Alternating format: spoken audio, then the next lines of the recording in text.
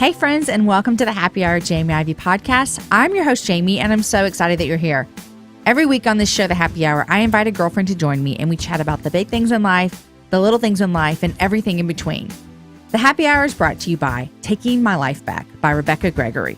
Rebecca is often referred to as a victim of the Boston Marathon bombing, but she refuses to see herself as a victim. She is a survivor. Taking My Life Back is the story from that painful day on April 15th, 2013, when a terrorist bomb changed her life. But her memoir also shows how Rebecca is a lot like you and me. Her life before the bombing was not always easy, and it took the attack to help her find the focus and spiritual direction she needed. You can find out more about Rebecca at RebeccaMGregory.com, and her book, Taking My Life Back, can be found anywhere you buy books. Guys, today you're listening to episode number 136, and my guest is Lisa Jo Baker. Lisa Jo and I have known each other for a few years now, and she has been such a cheerleader for me. And it is a pure joy for me to have her on today and cheer her on in all that she's doing. Lisa Jo is the Encourage Community Manager, and in her newest book, Never Unfriended, Lisa Jo provides women with a step-by-step guide to thriving in friendships. Our show today was just as if her and I were truly getting together for a happy hour. We talked about movies, the media fast that we just started at my house, Ryan Gosling, and then we jumped into talking about friendships. Why they matter, how they're hard, and how you can learn to be a good friend. It was truly a great conversation today. Friends, you know that Easter is this weekend, and if you live close to us in Austin, I'd love to invite you to join us at our church, the Austin Stone Community Church, for a service celebrating the new life that has been given to us through Jesus. You can find all the services at theaustinstone.org. Guys, also listen at the end of the show today because I want to tell you about a way that you can submit questions to be read on the show. Okay, guys, here is my conversation with Lisa Jo Baker.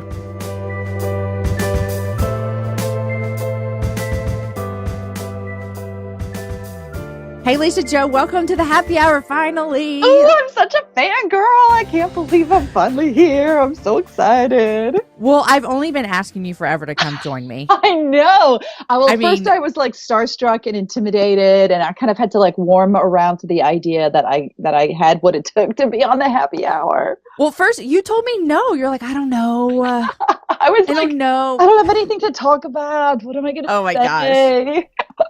Oh my gosh. I know, but now you were busy. Book. Let's talk about it. Yes, we do have something to talk about, but you were so busy too because you were writing this book, which from what I know, just from not in the public eye, it was a hard project for you. It was. Which I can only imagine because of the concept of it. But before we jump into that, welcome. You are an author. You run stuff. You have 3 babies. Well, they're not babies, but we call our kids babies. They're not babies anymore. Hallelujah. You have 3 kids, a husband. You live outside of DC, right? Yes, ma'am. Okay, so it is March. Is it still cold there? Well, here's the thing. It was really beautiful for 2 days, and now it's pouring rain again today. So I don't even know what to say. We've had the weirdest weather. It was like 70s in January. It snowed in March. Like, it's so weird. So poor cherry blossoms, they don't know what to do with themselves. Yeah, are they out right now? They were briefly.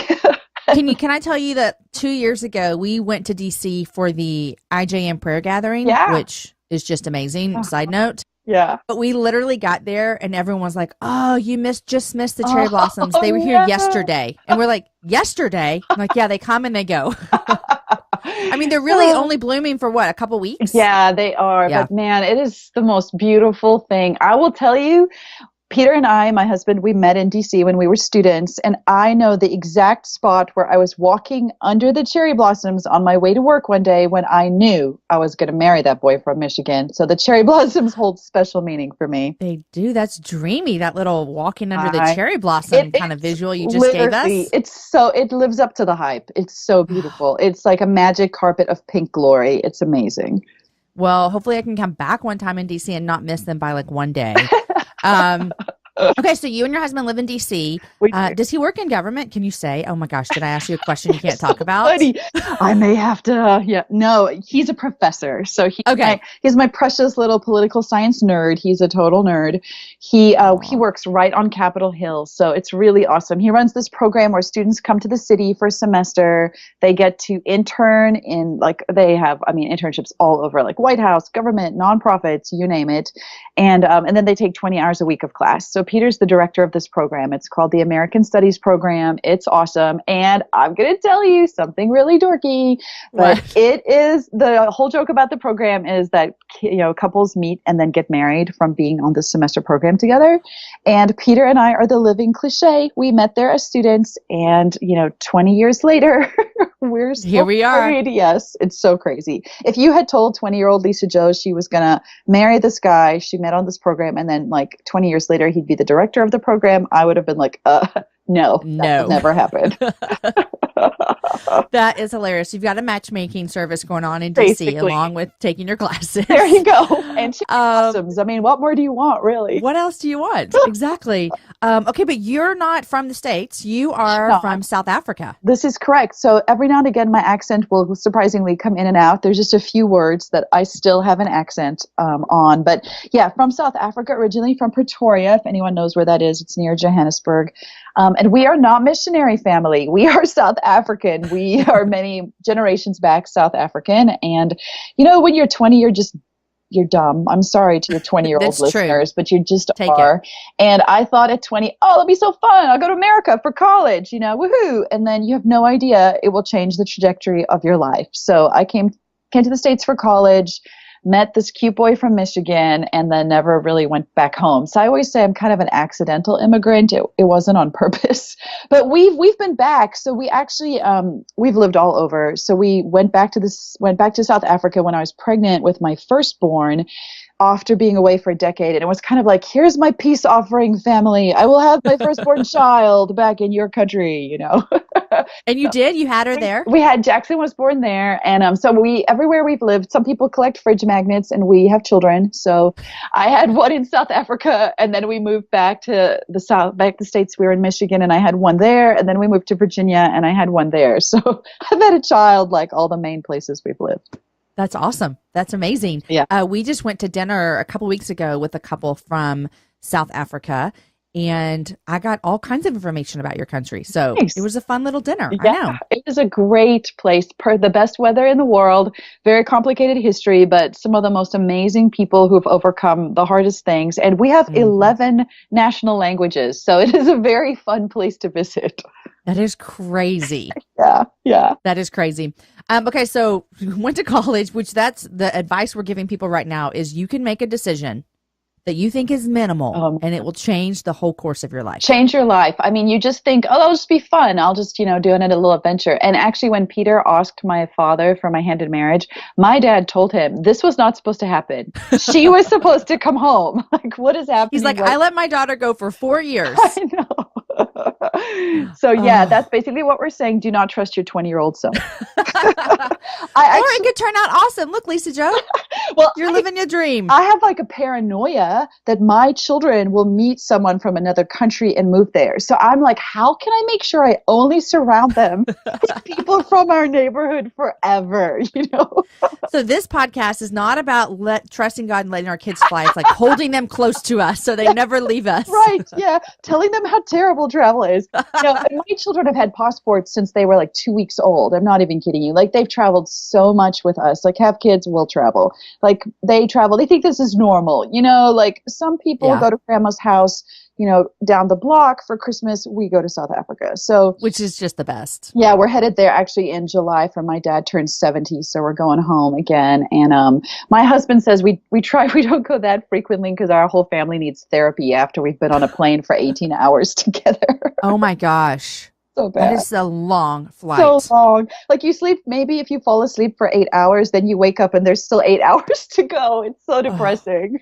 That is so depressing. It's like 2 days. You're like, I'm going to spend the next weekend on a plane. We just are like, all rules go out the window. It's like survival, like whatever it takes, kid. You want to watch TV for 17 hours? Do it. I don't care. You want to what you do. You want to just eat chocolate and not the meal? That's fine. Perfect. Like whatever it takes, man, is what you do. That's exactly right. Oh my gosh. We just started, speaking of parenting, we just started a media fast, Lisa Joe. Oh, wow. Wow. Do I need me to lay hands on you? Well, let me just tell you. So my friends, Brad and Noelle, did this and we watched them walk through it with their kids. And they said it was hard at first, but they talked about how their kids were thriving in it. And so I'm like watching, kind of intrigued, right? Huh. So Aaron and I have been talking about this for almost maybe a month and a half, and I read this book and blah, blah, blah. And so we jumped in on last Tuesday. And let me tell you, so far, when we're recording this, we're 3 days in. Okay. So talk to me in 3 weeks, right? This is going to last a month for sure. Just like this. I know, like, what is that? Okay. What does it include? Like no TV even? Nothing. Oh, like no. Nothing. Like my kids handed me their devices, which we don't have. Satan, no. I can't even imagine. I know. But the weather's so beautiful here, so it's not blazing hot. If it was blazing hot in the summer, I'm like, oh, you can watch a TV show for like, 2 hours. It's 187 outside. But it's so beautiful. And my kids come home from school and they're like drawing and playing outside and doing all kinds of things. And I'm just loving it. Now, we'll see what happens over the weekend because, that can be a little. So we're doing that, but I can imagine. That's precious. No, we like Netflix and Amazon. I know. No, we do too. We do too. And last night we were sitting there like my kids were playing a card game. I mean, what are we? Like, this is amazing. Are you Amish? Yeah. Yes. My kids were playing a card game and stories like braiding my hair, and I'm scrolling Instagram and my kids were like, how come you're allowed to be on? No, they were. They were like, Mom, I thought we were in a media fast. I'm like, oh, I'm just working. Like I tell them sometimes, like my job involves Instagram. I'm like, I'm just working, guys. And they're like, no, Mom, you're looking at pictures. This does not apply to Mommy. Okay, you got me, whatever. But no, I come from a media family. My brothers own a film production company in South Africa. I'll brag on them. They just won the South African equivalent of the Golden Globes. They won 3 for the show that they're doing right now. Congrats to Lisa Joe's brothers. They're so fancy. They're always on TV and whatnot. So anyway, but it's because we come out of a family where film was like how we saw the world. My mom would take me out of school to go and see important movies. I'm not even kidding you. She drew timelines to explain Back to the Future time travel to me. Okay. I love this. So great. So yeah, I always joke, I have friends who, I don't know, read deep theology or do Bible study to be inspired when they're writing a book. And I binge watch Aaron Sorkin shows because he's my favorite writer. Oh my gosh. West Wing, is that one of his? Yeah, of course it is. But he's many others. Not everybody knows. Actually, Annie Downs and I were talking about this. He's, he started with Sports Night. He wrote The American President, that movie. He did West Wing. He did Studio 60 on the Sunset Strip. And I'm such a nerd, such an Aaron Sorkin nerd that I signed up to take his master class. You can sign up online. Have you heard of this? It's amazing. Well, you're the second person that has told me they're doing a master class by like a I'm talking Steve like Martin. Famous. You can do yes with him. It's not expensive. And then there's like 20 videos. They're so funny and so fascinating. And I was like, for a longest time, I'm like, I'm not going to do that. I'm not a screenwriter. And then I was like, I don't care. He's my favorite writer. And so I love it. So yeah, we binge out quite a bit on, I feel like I understand the gospel better through the lens of television, isn't Hey, you know what? My husband is in on this media fast, but he's kicking and screaming because him and Kaden, like that's their thing. They're watching Wayward Pines right now. Okay. Did you do that? No, I don't know what that is. They're doing Wayward Pines, and they did Lost last fall. Like, because that was out before he was born, all those kind of things. Yeah, that's awesome. But listen, I respect you. That is awesome. I aspire to that, but I'm not actually motivated to make it happen. Well, I'll tell you how it goes in 30 days. We're 4 in, so wow. We'll see what happens. Hey, Studio 60, is that the show that everyone loved and got canceled? Yes, and it's so We watched it. It's so great. And I love it because there's only 2 seasons, so it kind of has like closure. I kind of enjoy that. And so people who are listening, it's kind of like as if it was an SNL. What would it be like if you were the writers for that show? And I love it because the 2 main protagonists, the main writer of the show, and the main actress in the show, one is an atheist and one is a Christian, and that's the driving dynamic of that show, and it's fascinating. Oh, I loved it. Yeah, can you watch it now on Netflix or something? You can watch it on Amazon. It's not on Netflix. It was free with Amazon Prime for quite a long time. It was free, and I think I think YouTube actually has a bunch of those episodes. His most recent show is The Newsroom, that was on for like 3 seasons. What network was that on? I don't watch anything on actual TV, so I don't know. I don't know. But let me just before you think anything highly of me, Aaron and I are not on this media fast when our kids go to bed. So there's that. This is strictly for the children, awesome. But don't tell them. What happens this is why we're friends. After the kids go to bed is between mom and dad on lots of levels. So I know. I love you. I see you on Instagram all the time. You're like, kids are in bed. Give me the remote. Right. Like, I'm doing this. I mean, Peter and I are like, yeah, it's either we watch together or like last night we sat on the sofa and each had our laptops watching different shows. And then I love it. Someone will laugh and we'll be like, wait, what are you laughing at? It's funny. Now, tell me this. How old is your oldest? My oldest is 11 and he's a boy. So 2 boys and then a girl. So 11, Okay. 9, and 6. And I will tell you this, that my oldest, it's like I cloned myself. It's so awesome. He's the one who was born in South Africa. So when he was a newborn in South Africa, I vividly remember getting the new Harry Potter book with this tiny baby over my knee with a bottle shoved in his mouth so I could read as fast as I wanted to. And now he's 11 and he just started reading the Harry Potter series. And it is so awesome. I am loving going through it with him. That's fun. My oldest has devoured those books as well. And now he's on to Lord of the Rings, which I'm like, oh my gosh, crazy. Greatest. I actually told Peter, so I love books and movies. I told Peter I could not date him when I found out he had not read Lord of the Rings. I was like, what's wrong with you? Like, what's wrong with your upbringing? What kind of parents do you have? Like, I don't understand this. Like, read the book and then we'll think about dating. So has he read it? Yeah. So when Jackson was worried he's on book 4 of Harry Potter and he's like already upset, he's so much like me, that it's going to end, it's going to be over. And I was like, but buddy, Lord of the Rings is still waiting for you. I love it. I do not have a connection with those books with my kids. Okay. Aaron, my husband, does that. I fell asleep in all the Lord of the Rings movies. I know I'm weird. Well, the movies, I mean, they're long. They feel long. The books, yes. So my kids aren't allowed to watch the movies until they've read the books. And I love that, Lisa Jo. I know, which is obnoxious because like Micah, my second, who's not a great reader, is like, but I'm never going to read this book. And I'm like, well, you better learn to read, Belle. Better keep reading more. We're keep practicing. You're going to read this. Yep. So Jackson got to watch the first Harry Potter movie after he'd read the book, but nobody else was allowed to. So we did it on a day when no one else was home. So it's kind of funny. But yeah, Lord of the Rings, the books are phenomenal, like second only to scripture for me. I feel like that's how powerfully they've informed my understanding of my own faith. I listened to a podcast recently with Elijah Wood. This is his stuff, right? Oh, yeah. Frodo. Yeah. So I listened to a podcast with him. I want to say it was Sam Jones, which is one of my favorite shows to listen to if anyone needs a new podcast.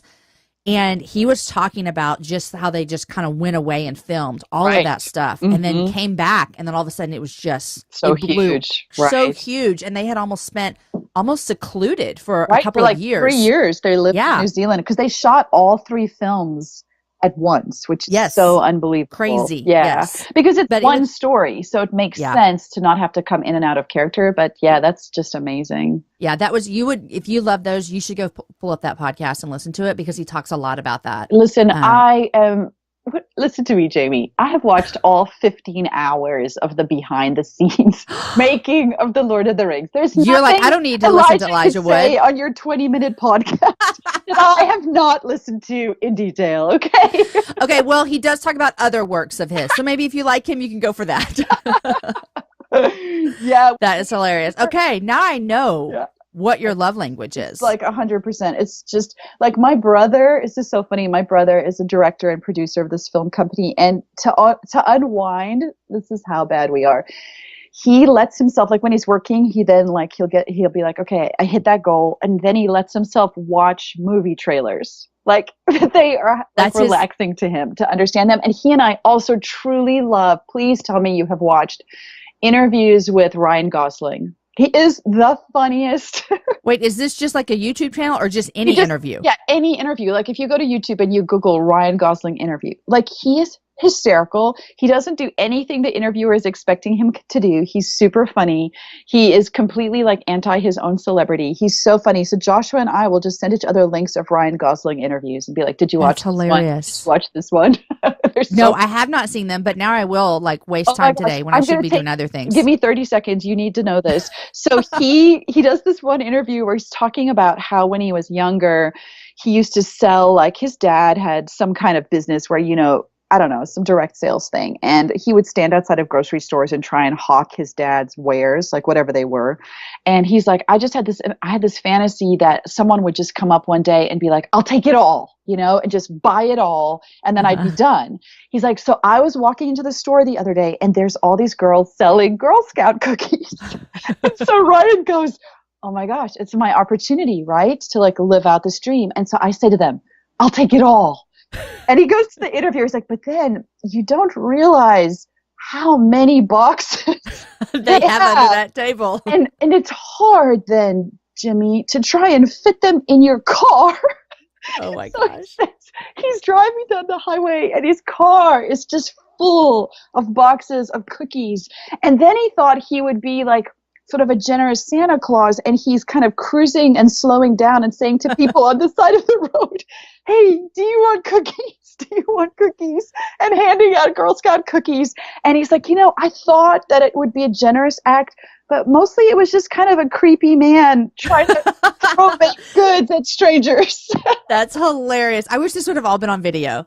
Oh my gosh, it's so funny. So anyway, this is such a random rabbit trail, but yes. I love it. Sum it up, we like movies, and we are never going to do an internet movie media fest, ever.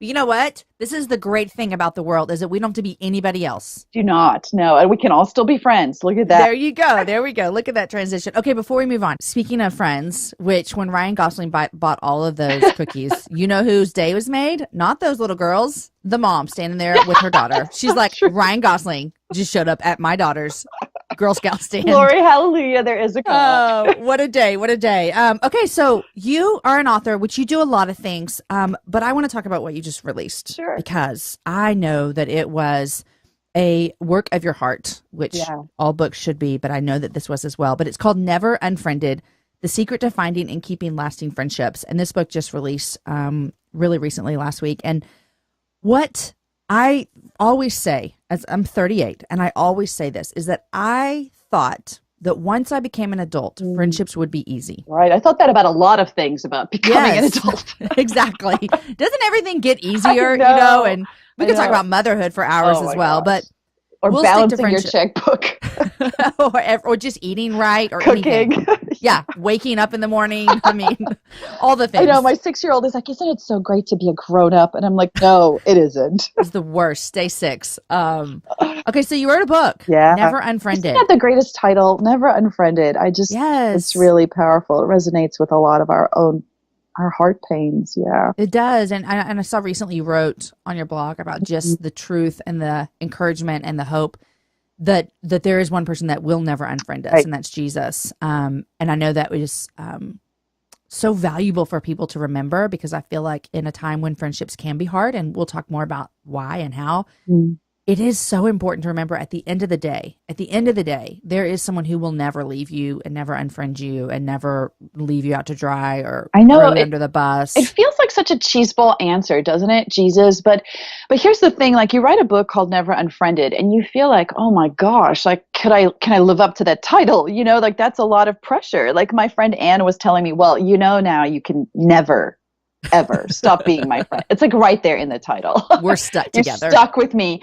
And I've thought about it a lot, kind of some kind of anxiety leading up to launch. Like, I can't live up to this. Like, even if I want to, like, I can try my best, but I know that I have broken friendships in the past. And, but I just, the night before the book launched, when I was writing that blog post, I just felt like the Holy Spirit made it so clear to me that, like, Lisa Jo, the only person who can live up to this kind of promise is a God, and that you have a God who would, in fact, die before he would ever unfriend you. Man, it was so powerful. I cried the whole way through writing the post, because it was such a comfort to me to know that as perfect as I can try and be, I am incapable of that kind of friendship. And that Jesus, he made that promise in the Old Testament in Deuteronomy, I will never leave you nor forsake you. And then he died in the New Testament to live up to it. It's mind-blowing to me that we have a God who can, in fact, live up to this promise to never unfriend us. And he did.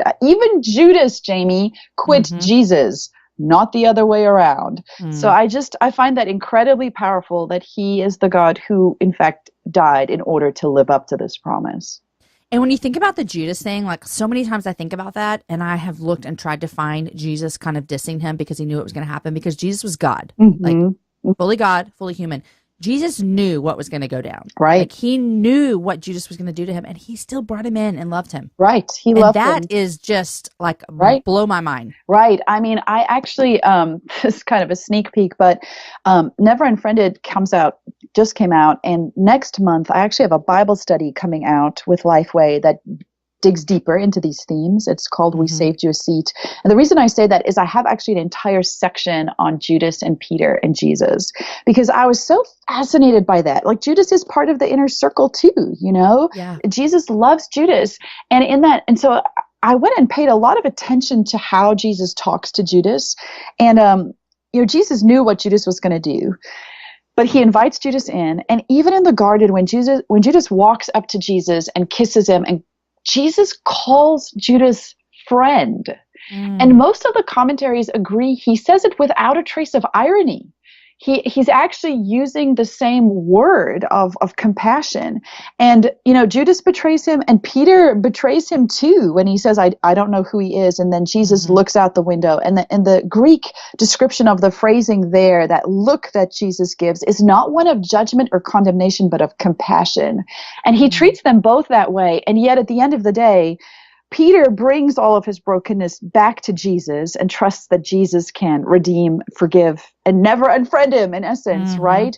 But Judas, he goes to try to find absolution from these religious leaders who, as we know, in their hearts are not really of true faith, and they cannot absolve him. And Judas enacts punishment on himself, whereas Jesus takes the punishment for the rest of us. And it's just so painful when you read it, because in my heart of hearts, I believe that if Judas had come and done what Peter did, hurled himself out of the boat into the water at Jesus's feet, Jesus would have loved him and forgiven him. There's no reason to think he wouldn't. And so it's been very powerful to study the friendship dynamics of Christ's circle. I think sometimes we start to think of friendship as, I don't know, the topic is vanilla, or it's, it's not cool or not sexy, it's not cutting edge. But man, oh man, like the heart of Scripture is that we have a God who loves us so deeply that he came to pursue us. The Message translation says he moved into the neighborhood to be our friend, and then he died to live up to the promise to love and restore and redeem us. And it's radical, man. Here I am on my soapbox, but I am that convinced that friendship is an act of holy discipline, that we are created in the image of three in one God who was a community. And so all of gospel and history is about relationship with God, and then our relationship with other people. And they're the two things we have to get right. Yeah. And when you said, friendship doesn't seem like this big, fun topic, but the truth of the matter is, the way that you've dove into this and look at Jesus and his people, is that the truth of the matter is that who are we to emulate? We are to desire to look more like Christ. Right. And so at the end of the day, when we're looking at how does Jesus interact with his people and the people around him, it is our manual right. For friendships. A couple of things. One thing I saw in here that I feel like is big time. Well, two things that stood out to me when reading this book that I think are so big time for women, especially, I was going to say for every generation. This does not change once you get older. Let me just break it to you. If you're 25, yes, this will still happen when you're 45. So in your book, you talk about this. And well, first, I also want to say this, that you define at the beginning of the book, when you say, we're going to talk about friendship, it's not going to be who is my friend, but how can I be a friend? Right. And I love the way you brought this back to, how can I be a friend to people, instead of looking around and be like, hey, who's going to be that for me? Right. Because we live how can I be that? Right. We live in this what's in it for me culture, Right. Like, you can stay up and watch the late night commercials that will change your life and color your hair, and you lose 40 pounds and, $19.99 plus free shipping. Like, what's in it for me? And we tend to approach friendship that way. Like, oh, you let me down, you hurt my feelings, you didn't do this. But man, Christ's example really played out in the Good Samaritan is not about who is my neighbor or who is my friend, but Jesus' challenge is, go be a friend. Like, go be it. It's not what's in it for me, it's what's in it for you. How do I be your friend? It's so good. So you say this in your book. You say, here it is. This is the secret to finding and keeping lasting friendships. Here it comes. Are you ready? Become women who want to see the women around them flourish. And I underlined that because I thought, this is exactly what it looks like to be a friend to someone. Is you look at them and you say, I want you to flourish. I want you to succeed. I want you to be all that you can be. But why is that hard? Right, because we want to know what's in it for me. Yes. It's hard because usually what we're doing is saying, oh, I got left out of this, I have FOMO, I wasn't invited. And we're so obsessed with like our own list, the things I wasn't included to, I wasn't invited, the things we're jealous of, or we're comparing. And when I'm focusing on me, I'm not thinking about how she's going to flourish at all. I'm only seeing her as a means to an end, or a means of comparison, or a means of making me feel less than. And I think that's genius marketing on Satan's part. Genius, completely obsess about yourself so that you don't think about anyone else, and then you feel miserable. But Jesus's paradigm says, if I can look at my neighbor and I can figure out how to serve her, then it's kind of a relief because I stopped thinking about myself. It's just so nice to get over myself. And I think we live in this everything's about me world. And I have a husband who will sometimes tell me on the days I'm stressing, Lisa Jo, the whole universe does not revolve around you. And I need that reminder, because stepping outside of that, where I'm not the sun and the moon and the stars anymore, it's a relief to abdicate that. Oh, and I think that when we start really being someone who is a cheerleader for those around us and we want our friends to succeed, I feel like you said, not only does it relieve some pressure for us, it also like strengthens this friendship, because when people do that for me, I feel like, man, we're in this together. We're a part of this. And then when someone does that to me, I think, I want to be what they're being to me back to them. Right. Because you can't just take comparison out of your life. You can't just say, I'm going to stop doing that. You have to replace it with something else there's a vacuum. So for me, the antidote to comparison, for example, is encouragement. Because instead of then comparing and seeing myself as less than, when I look at what God's doing in her life and I get behind it and I align with it and I encourage her, it empowers her, but it empowers me too, because I become a part of what God's doing. And, Jonathan and David, they're talked about ad nauseum in scripture. But the thing that's so interesting about Jonathan is that he's not just David's friend and supporting David. He actually is recognizing what God is doing. God has anointed David. Jonathan isn't just aligning with David. He's aligning with God. And that's why he's supporting David. And I think if we were to think about that more often, I have this quote I use in the book that the kingdom of God is not a competition, it's a co-op. And so God has given us all a plot of land in the kingdom garden to work in and to grow potatoes and strawberries, or whatever it is that you're growing. But if we just stand up at the fence, like looking at her potatoes and strawberries and complaining how we don't have any, like someone's going hungry because we're not growing what we're supposed to be doing in our part of the garden. And so encouragement is really powerful, because it's like saying, man, your potatoes over there are so great. You're going to feed such a great family. And then she leans back over and says, I love those apples you're growing. That family down the road really needs those, or these women, or these people, or that community. And if Satan can get us to all just stand at the fence and like wish we had what the other person had, nothing is growing in the garden. Right. Or even like I just did a talk on spiritual gifts, or even just looking at it and go, man, potatoes are more important than my parsley. Yes. But potatoes and parsley together makes an amazing meal, but on their own, they're both kind of boring, So true. So we do that as well. As we look around and think, man, I wish I had that. I had what she had. I know. And here's the thing. Eve is the original mother of FOMO, because that's what she does. She's like, oh, I wish I was like God. Oh, I don't have that. That's not even original. Like Satan's been doing it forever, And so now when I start to have those thoughts, I think we just assume anything I'm thinking is true. And I just don't anymore. When I start to have those thoughts, I'm like, ooh, hang on a second. No. Like, I'm not going to start having those, I wish I had your piece of the garden thoughts. Instead, I need to rewire my brain to be able to recognize those lies for what they are. They're just lies. Yeah. And you know what, Lisa Jo, I have a good friend I have several good friends, but I'm thinking of one in particular that I could actually call and tell her the grossest thing that I'm thinking. Like, let's just say, for example, I'd be like, man, I could wish I was more like Lisa Jo, or whatever it might be. Well, you know what I mean? Should think that. Yeah, obviously. I could call her and say that to her, yeah. And she's not going to say like, Jamie, you're dumb. Like, stop. Right, she's going to give me truth and remind me of why that's not okay. That's so great. Yeah. And so I think that's good as friends too, is that you be a safe place. Right. So you're not going to look at them like, oh, here we go again. But you're going to look at them and go, you know what? We all struggle. And here's what's true about you. And here's what's true about God. So good. I love those friends that you can go to them.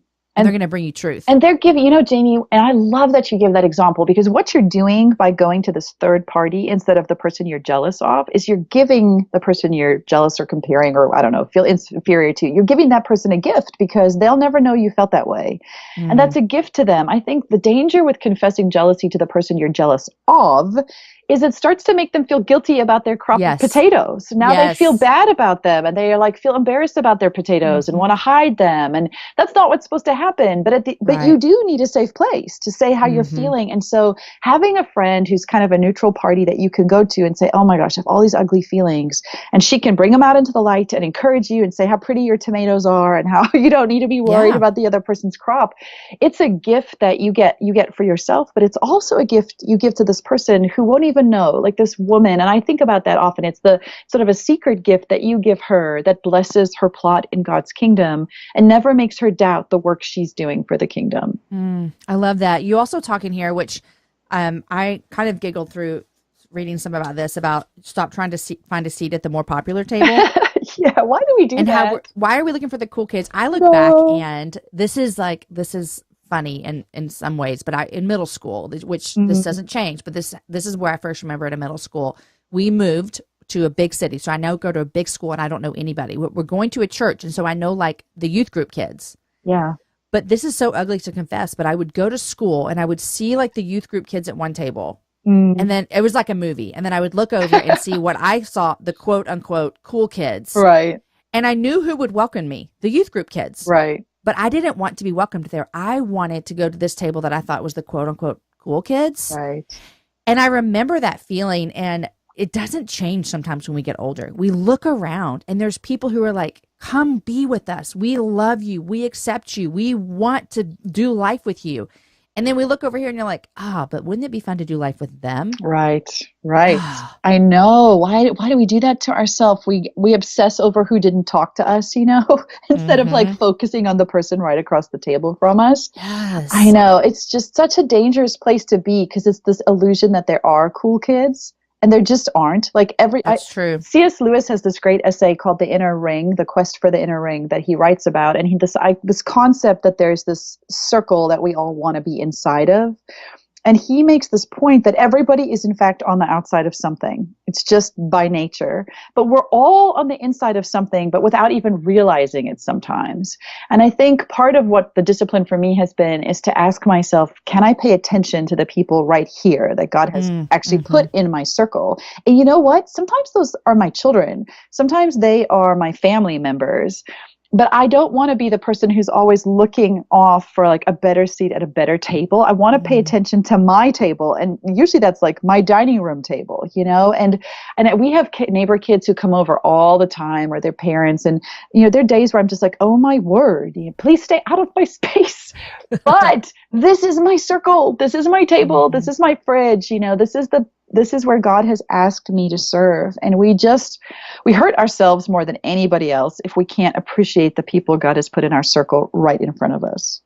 And that brings up an interesting point that I was thinking about as well, that I have seen happen over the last 15, 20 years of my life, is the circle has shifted.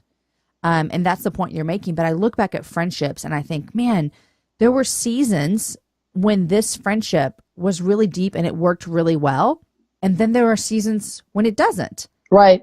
And sometimes I think we can start to feel bad about that until we realize maybe our circle's just shifted a little bit, and it is just what it is. Right. That there's some people that will always be at the center of your circle, your spouse, your kids, your family. But I mean, I love that about Jesus. He had hundreds of people followed him. Then he had 12 disciples. And then in the center of that, he had 3 that he was the closest to. And interestingly enough, even in his close circle of 12, they bickered over who was going to sit next to him. Yeah. How famous can I be? And then Jesus, of course, does the ultimate thing and kneels down and washes their feet, like things I cannot get over, That's the ultimate Jesus juke, where he's like, how about I just wash all your feet? Yeah. I know. I was listening to this amazing spoken word poet the other day, and she's incredible. Her name is Jackie Hill Perry. If you haven't seen her, you must. She's amazing. She's incredible. And she talks about how everybody seems offended by being a servant except our God. And man, and I think that's part of the problem. We don't want to be in the kitchen serving. We want to be like out there at the fancy tables. And Jesus is in the kitchen serving though. Like that's where he's at. So it's what does that look like? And I know this is kind of esoteric, but what does that look like, really here in my life? And I know what it looks like for me. Like I know it means making time for my neighbors who sometimes are inconvenient for me, or opening the door to the neighbor kids, or, being willing to show up for my circle of very close friends. Like how do I serve them? What does that look like? Guys, I want to take a few seconds of your time to thank the sponsors for today's show. The first one is Africa New Life. Africa New Life Ministries exists to help children escape the cycle of poverty in Rwanda. Key to this intervention is making sure that children receive the food that they need to succeed. Consistent, nutritious food is vital for children to not only have healthy bodies, but also to learn, to grow, and to thrive. Food is the essential in establishing stability. Did you know that 38% of Rwandan children suffer from malnutrition? You guys, you can be a part of the solution. AfricaNewLife.org. Go check them out. $25 provides a month's worth of meals. AfricaNewLife.org. I also want to thank this next sponsor and tell you a little bit about Halo Top. Just a couple weeks ago, my family got probably the best package my kids have ever seen me open. The guys over at Halo Top Creamery sent over a box with all 17 flavors of their ice cream. 17 pints of ice cream in my freezer. They have everything from red velvet to s'mores to classics like vanilla bean and mint chip. My favorite flavor was the peanut butter cup. And I say was because I ate the entire thing in one night. And you know what? I don't feel bad about that because Halo type ice cream, each one is only around 300 calories per pint.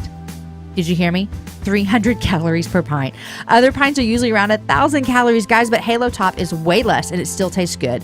And it tastes good because they use only the best all natural ingredients. So practically, take it from me, you're eating something healthy. So go for it. Get you some Halo Top.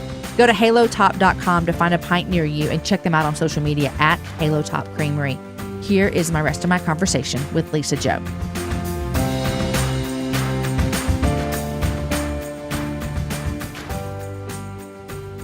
How have you felt that you've been, like, what's a tangible way that you've been really loved in the past year, 2, 3 years from close friends? Man, that's a good word. Let me start by answering it this way. I think that there are two primary obstacles to friendship between women specifically. There are two things that we say. One is we tell people when they ask how we're doing, we tell them, I'm so fine. Mm-hmm. And then the second thing we tell them is, oh, I'm so busy. And like fine and busy are antithetical to friendship. When someone is fine, well, I'm not going to tell you how I'm really doing then because right, you seem to be doing just great. My life is a disaster. And if someone's too busy, well, then why am I going to take, trust to tell them this hard thing I'm going through if I feel like they're going to be rushing or watching the clock? So I say all that to say the last few years, I have had friends who I can bring my unfine, ugly cry, cut bleeding insides to, and they always have time. Mm-hmm. And it is the most powerful friend. My very best friend, she's incredible. She's a writer too. Her schedule's very, very busy, but she always has time for me. And we actually tell each other, like some days I'll be like, I'm sorry to bug you with this. And then she'll say, that's something you're not allowed to say in our friendship. There is no bugging. Like we always have time for each other. And in a culture of 140 characters and Facebook status updates and faster is newer is better, slow friendship that makes time fills up a woman's soul. It is just the most powerful gift I've been given. And I will be in her debt forever. And I have probably 3 or 4 friends like that. I think Facebook tells us the more friends, the better. But I really think the fewer, the deeper, the better. Mm-hmm. And it's been life-changing for me. That's awesome. I have one girlfriend who I have been friends with. I don't know if you have anyone like this in your life since 9th grade of high school. Oh, I love that. So not only have we just been like, oh, I know her from 9th grade. We talk on the phone every single day. Wow. Monday through Friday. The weekends, you're kind of busy with your people. Our kids go to school, so we get to talk on the phone. Glory, hallelujah. Glory, hallelujah. But we've been friends since 9th grade, and she's like, we just been there for each other. And then here's something that I say a lot is I have I call them like my fight club kind of. Oh, nice. And so we have this Voxer group. Yep. And then we can come on the Voxer group and I don't have to call all 4 of them or 5 of them, however many there. I can just lay it out there. Mm-hmm. You can brag on yourself. You can say what's wrong with yourself. You can do all kinds of things. And it's just a safe place for me as well. And so I love what you said about the smaller group going deeper. And I would say that is something that has really, really become evident in my life in the past couple of years. Yeah. Is just, a group of like maybe 6 or 7 people. Right. That so I could call with anything. And it's a deep friendship. Right. And so I think sometimes people see people and think, oh, they must have lots of, especially people like you and I who do our work in front of people. I think people can look and be like, oh my gosh, she must have hundreds of friends. No, not really. I have like 7, Right. And these are my people. Right. And that's why those friends become so important, I think. I call those, Jamie, you're going to like this. I always talk about that as sweatpants friends. I love it. Friends that like you can just basically like let it all hang out, have your ugly cry, your stains, you hang out on the sofa for 4 hours straight and watch TV if you need to. As opposed to what I think of sometimes feels like skinny jeans friendship, where it's like trying to squeeze you into a shape you don't really fit and you feel uncomfortable and you don't know how to be yourself and you feel like there's expectations you can't live up to and you just want to take it off, Like I aspire to be a sweatpants and not a skinny jeans friend. Oh, I'm going to think about that forever. Isn't that great? I live in sweatpants at my house. Why would I get dressed? Oh my gosh, that's hilarious. I don't know if this kind of freaks you out because you said, are you an introvert or an extrovert? I'm an introvert. Okay, so get this, Lisa Jo. In a couple of weeks, there are 18 girls going on a cruise together. But here's the thing. You know each other really well, though, right? I don't know a few of them, but like my girlfriend from 9th grade, we're rooming together. So yes, and there are some of my people that I mentioned that are my people. They're going to be there as well. So yes, right. Like to me, that would be okay. If it was like 18 strangers, I would want to die. But like if it's people you know well, that's I love that too. Like I do have intentional friends that we try and meet up with to spend time with. But like, for example, one of the ideas our awesome publicity team had about Never Unfriended is like, if we do a book club, Lisa Jo, it would be so awesome if you just like flew out and surprised a book club, And I was like, that will never happen. That is my worst nightmare. No, I'm sorry. I would love to do that.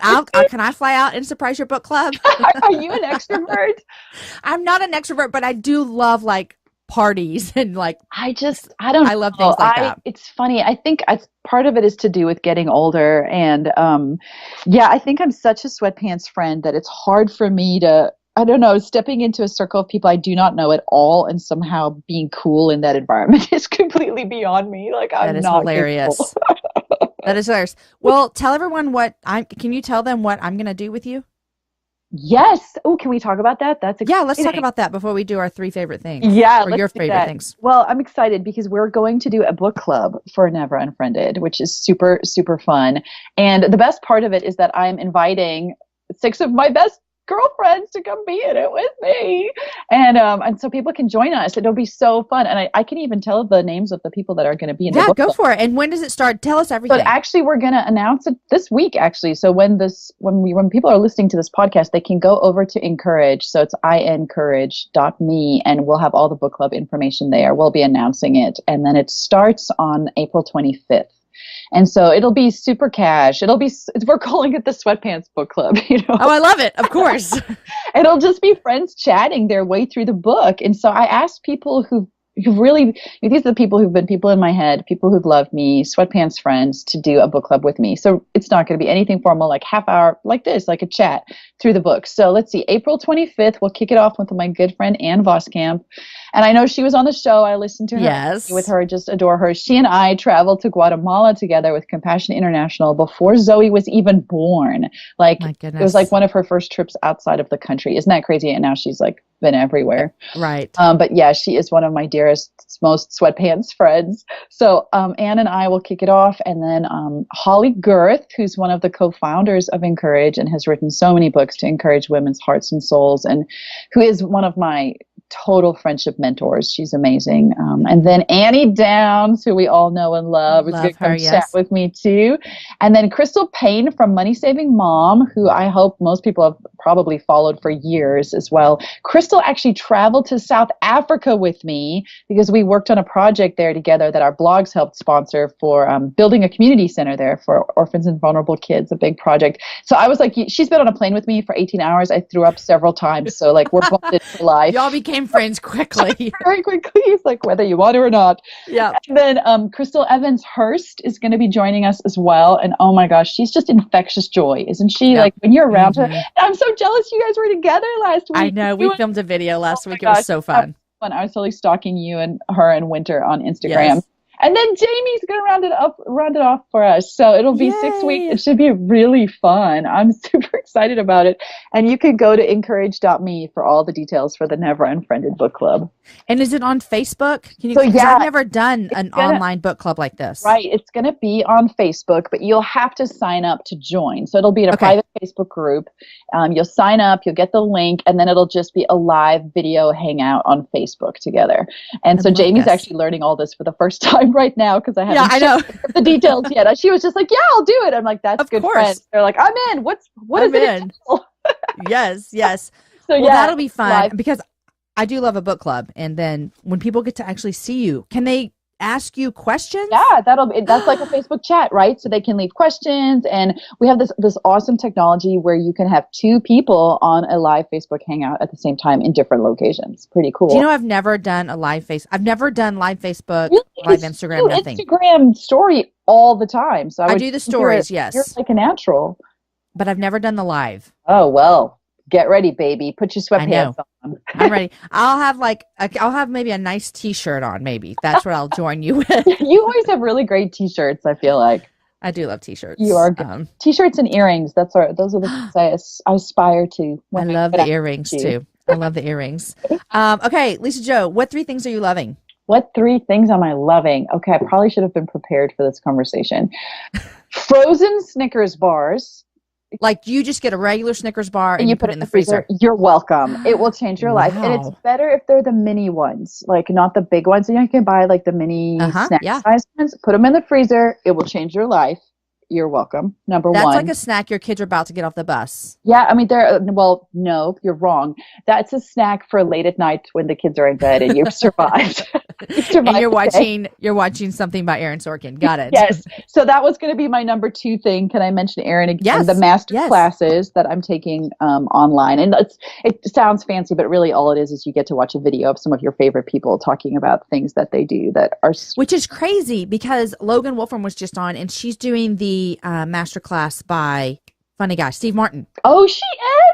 She is, yes. His trailer is so hysterical. Oh my gosh, it's so hysterical. He's so funny. I mean, there's like Serena Williams has one, and there's like great, what's the chef? Ramsay has one. Like, I mean, seriously, I should be an affiliate so I could make money because I talk about it so much. Okay, you're loving that. 3rd thing is kittens. Our cats had kittens. Yes. I am obsessed with them. One of them, I'm not even kidding you, they're pure black, and then he has a little bit of white around his nose, and then this black stripe that looks just like a mustache.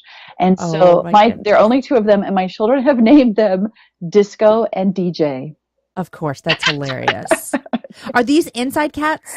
Our cats are inside outside, so the cats go in and out all the time. But they had the kittens inside, and now the mom will go out during the day and come back in to nurse, and then go back out again. Aww. So yeah, they're adorable. I've seen your pictures. A cat person. I know, and I'm not a cat person either. But we had cats. We recently lost one. I am sad. Oh, that's sad. Yeah, I know. I loved her, but.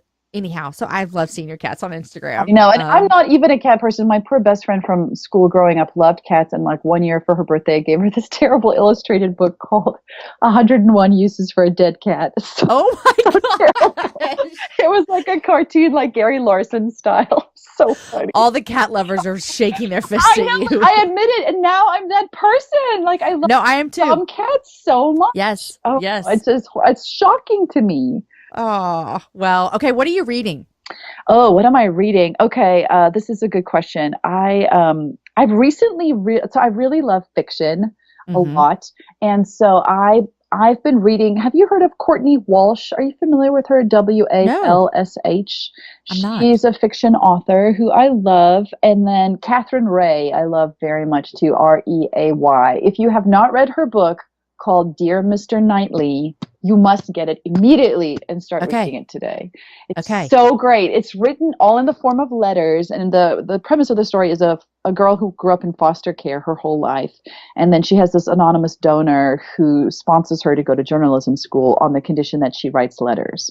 And, it's so great. And those are her letters to him. Yes, they're her letters Got it. to him. But trust me, it takes a little while to get into it, but I'm like a psycho fan, how much I spread the word about this book. Yes. Dear Mr. Knightley by Catherine Ray. Okay. I love fiction, but I don't get to read it as much with my work. Right. I know. But I'm always looking for it. Next week with my kids. And so I'm super excited to take a bunch of stuff on my Kindle. The beach is where I read. So you read on a Kindle, not a book. I do both. When I'm flying, I read on my Kindle more. And since I'm traveling with the kids, I want to just travel light. But I'm a book girl. Like, we have so many books. Every time we move, Peter's like, really? We're bringing in all these books. And I'm like, these are my friends. And I'll reread. I feel like I've heard you say you don't reread. I don't. I feel like that's heresy. I'm so sorry for you. Your family did not raise you right. So I reread all the time. I can actually remember where I was when I read certain things. Oh, I have to give you one more book. Please tell me you've read Jim Gaffigan's Dad is Fat. I haven't, but I know exactly what you're talking about. And I follow him and his wife on Twitter. I know, but Dad is Fat I laughed so hard I couldn't breathe. I thought I was going to pee my pants. I think Jen has told me about, because she's a Jim Gaffigan fan. I think she's told me about this before. We have tweeted, we obsessively stalk and tweet him. He's oh my gosh. Yes, he's amazing. Hilarious. Okay, well, enjoy your trip next week. I'm getting out of Dodge. Get out of Dodge. Where do y'all go to the beach? We aren't like big trip takers typically. I feel like you guys are really good, and I watch you family road trips. I just told Peter I want to go away with the kids. He doesn't have off for spring break. And I was like, everything is booked up. Shocking. Yes.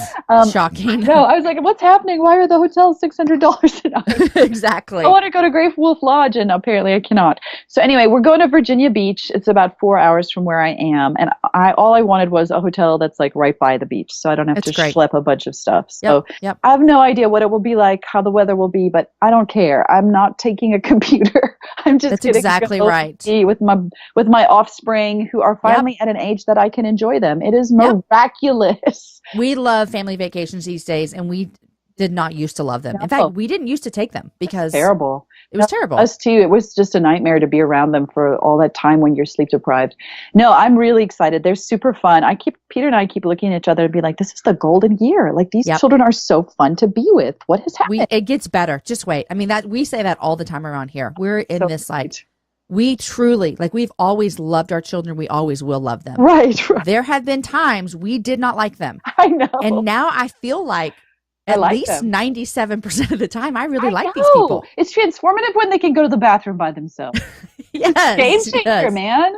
Everything changes. Yes. And we have funny conversations. Right. I learned about music from them. Oh, yes. My son the other day called me woman. I was like, what is happening right now? Hey, woman. No. I'm glad you think that's cool slang. Do not talk to your mother that way. You're done. Yes.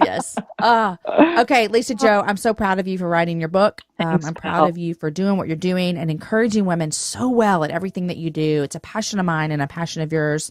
And it's a joy for me to watch you do that. And so I am cheering you on. I feel it. I feel like you have cheered me on behind the scenes, and that's where it really counts. So thank you, Such Jamie. a cheerleader of you. And thank you for my sweet flowers. Lisa Jo sent me flowers. I know. I was like, when you launch a book about friendship, you better make sure you recognize the people who basically made the book possible. You're such a great friend. Okay, guys, I'll put all the links up for everything we talked about. And join us for your book club. Oh, dude, it's going to be so fun. I was just telling a girlfriend, I need a book club in my life, and you might have just solved my problem. So there's that. There you go. Woohoo. It's going to be fun. I'm going to go sign up as well. Yeah. Yes. Messy bud. Okay, Lisa Jo, have a great week. Love you. Take care, Jamie. Guys, I want to thank our last sponsor for making the happy hour possible today, and that is the book Messy, Beautiful Friendships. Friendships is one of God's greatest gifts. You know that. Lisa Jo and I just talked about that, and we know it's true. Connecting with other women in our lives brings us joy and challenges us to grow in new ways. Messy, Beautiful Friendship by Christine Hoover is a fresh book all about making and keeping friendships in all seasons of life. With engaging true stories and guidance drawn from Scripture, Christine Hoover offers a biblical vision for the friendship that allows for the messiness of our lives and the realities of our schedules. Messy, Beautiful Friendship will be available April 18th, and you can pre-order now from wherever you buy your books. Guys, wasn't that a great conversation with Lisa Jo? I truly love this girl and the way that she cheers each other on. I also love how she loves her cats now, and she confessed to us that one time she gave a friend a book about dead cats. You see, God can change anyone's hearts to love cats. I love Lisa Joe. Find her on Instagram. She's super encouraging.